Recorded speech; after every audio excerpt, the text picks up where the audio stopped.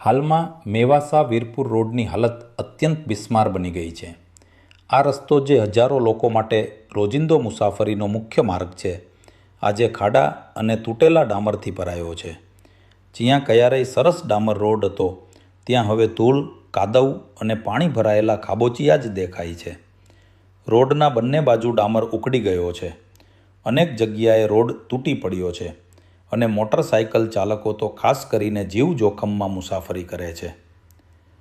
સ્થાનિક વાહન ચાલકો કહે છે કે આ રસ્તા પર ચાલવું એટલે જાણે ખાડા પરથી ખાડામાં પડવાનું જોખમ.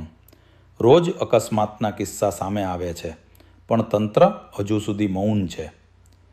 ગ્રામજનો તથા વિસ્તારના વેપારીઓએ અનેકવાર તાલુકા અને જિલ્લા તંત્રને રજૂઆત કરી છે, પરંતુ અત્યાર સુધી કોઈ મરામતનું કામ હાથ ધરાયું નથી. દરરોજ શાળા જતા બાળકો, ઓફિસ અને માર્કેટ જતા લોકો તકલીફ અનુભવી રહ્યા છે. લોકોએ તંત્રને સ્પષ્ટ ચેતવણી આપી છે કે જો ઝડપથી પગલાં નહીં લેવામાં આવે તો તેઓ આંદોલનનો માર્ગ અપનાવશે.